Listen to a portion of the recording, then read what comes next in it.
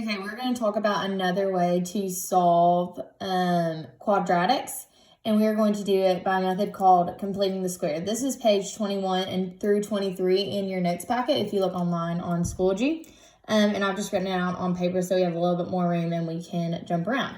So completing the square, whenever we talk about squares in math, we're talking about numbers that you can take the square root of, and it gives you two whole numbers. So right here you have x squared equals 49. Well, both of these are perfect squares. And so if they're both perfect squares, we can take the square roots of both sides. One thing to be super careful of, when you take the square root of a number, you get a positive and a negative answer. So the square root of 49 is not just 7, but it's also negative 7. Because negative 7 times negative 7 is a positive 49. So whenever you take the square root of a number, it gives you a positive and a negative answer. Well, when I take the square root of x squared, I just get x. So in this case, I get x is equal to positive 7 and negative 7. You could substitute both of these back into the equation, and 7 squared is 49, and negative 7 squared is also 49. Another way you could look at this is if you wanted to make what is on the right equal to 0, you could subtract 49 over, set it equal to 0, and now you can do difference of squares, and you get x minus 7 equals 0, and x plus 7 equals 0. So when you set both of those equal to 0, you still get x equals 7 and x equals negative 7. This is another method of doing it by taking the square roots of both sides, and that's what we're going to want to be doing when we're working to complete the square. We haven't completed the square yet. That's what we're going to be building up to. So number 2, same idea. We're just going to take the square root of both sides because they're both perfect squares, and we're going to go y equals, well, the square root of 16 is positive 4 and negative 4. So you get y equals plus or minus 4. Same idea on number 4. We know that 64 is a perfect square. X plus 5 squared. This is also a perfect square. I know it's not a number that you take a square root of, but you can undo this squared right here by taking the square root of it. And if you do it to one side, you have to do it to the other, so your equation stays balanced. So when you take the square root of a squared term, it's like it undoes that squared. So these two things undo each other and you just get x plus 5 because I took the square root of a squared and they undo each other. Well, when I take the square root of 64, I know the square root of 64 is 8, but it's also negative 8, so I can get plus or minus 8. Now this is a weird looking equation, so we're going to rewrite it as x plus 5 equals positive 8 and x plus 5 equals negative 8. And now you're just going to solve these two separate equations like you would any equation. So I'm going to subtract 5 from both sides. And you get x equals 3. And over here, you're still going to subtract 5. And you'll get x equals negative 13. So you're just splitting this equation right here into two other equations. All right, number 5. Same idea as number 4. We have a squared and we have a perfect square. So we can take the square root of both sides because if you do it to one side, you have to do it to the other so your equation remains balanced. So if I take the square root of x minus 3 squared, these two operations undo each other and you get x minus 3. And when we take the square root of 25, we get plus and minus 5 because 5 squared is 25 and negative 5 squared is 25. So I'm going to break this into two separate equations. X minus 3 equals 5 and x minus 3 equals negative 5. And you're going to solve these equations like you normally would.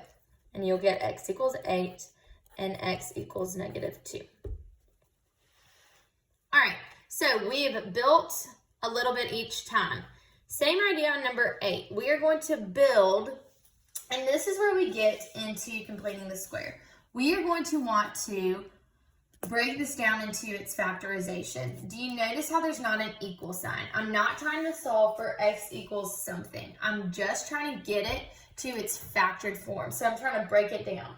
So the way you do that, right here, we have a trinomial. Normally what we would do would be, we would try magic numbers. So something that multiplies to 9 and adds to negative 6. Well, when you think about that, what multiplies to 9 and adds to negative 6? Well, that'd be negative 3 and negative 3. Whenever you are using or whenever you use perfect square trinomial, and you figure out that the two numbers that you add are the exact same, you can go ahead and do a shortcut and take your -3, substitute it in, and square your answer. So I did multiplies to 9, adds to -6. I saw that it was -3 and a -3. So I can go ahead and put it into my factorization as x minus 3 squared. Okay? Number 9, same idea. We have a trinomial, can't pull out a GCF, so we're just going to do magic number. We're multiplying to 25 and adding to -10. Well, what multiplies to 25 and adds to -10? That's -5 and -5. When we see that our two factors are exactly the same, we can go ahead and write it into the factorization of x minus 5 squared. Moving down to number 12, so we're going to skip 10 and 11. Same idea. Can I pull out a GCF? No. So I'm going to do magic number, and I'm going to multiply to 100, and I'm going to add to -20. Well, what multiplies to 100 and adds to -20? That's -10 and -10. So when we see that the two factors are the same, we can go ahead and substitute it into our factorization as a minus 10 squared. I'm saying a minus 10 because both of my factors are -10. If they were both positive 10s, it would be a plus 10 squared. All right, 13, same thing. We need to know what multiplies to 169 and adds to 26. That's going to be 13 and 13. They're exactly the same, so I can go ahead and know that it's x plus 13 squared. All right, flip to the back. All we're doing in this situation is we're trying to solve for C. We're trying to figure out what C is so that they become perfect squares trinomials. And that's what we had on the front. We want to have a trinomial that we can just write the answer as something squared. Perfect square trinomial. So we need to figure out what this C is going to be. So we know that whatever this term is, it's going to have to multiply to this term, and it's going to need to add to this -8. So the way you solve for C, you're going to divide your middle term by 2. So -8 divided by 2 is -4. You're then going to take that and square it. Well, -4 squared is positive 16. So I know that my C is equal to 16. And you can always go back and check this. I can say x squared minus 8x plus 16.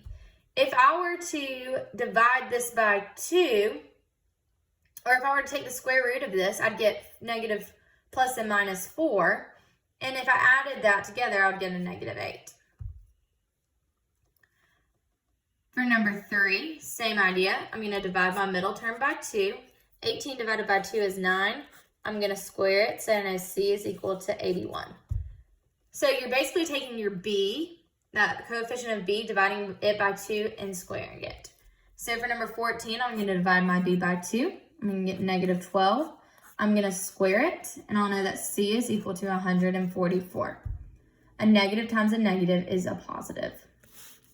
All right, number 6, same idea. Divide your B by 2, so you get a -2. You're going to square it, and you know C is equal to 4. Now this is where we get into completing the squares. So if you go down to number 7, on your pages there's be blocks. I just drew blanks. So I've got to figure out what goes into this blank. Remember, this is so important. This is like your C. These blanks are like your C. But if I add something to one side of an equation, I have to add it to the other so that it remains balanced. If I just do something to one side and not to the other, it's not going to remain the same equation. It's not going to be equivalent, and we need everything to remain equivalent. So you're going to solve for this C the exact same way you would up here, but you're just going to add it to both sides because it's not in the original equation. So to find the C, I'm going to divide by 2. I'll get -3. And I'm going to square it. Well, -3 squared is 9, so I'd add 9 here and also add 9 here. So now my new equation is x squared minus 6x plus 9 equals 49. And if you look at this, you'll notice that 49 is a perfect square. And that's how it should be when you do these problems. So let's look at number 8. I'm going to divide by 2, and I'm going to square it to find my c. So when I divide by 2, I get 10. I'm going to square it, and I get 100. So I know my c is 100, but to keep my equation balanced, I have to add it to both sides. And so now I have x squared plus 20x plus 100 is equal to 121. 121 is also a perfect square. All right, same deal for number 9. I'm going to divide my b by 2. Then I'm going to square it to find my c. If I add 4 to this side, I have to add 4 to this side to keep my equation balanced. And then I should get x squared plus 4x plus 4 equals 25.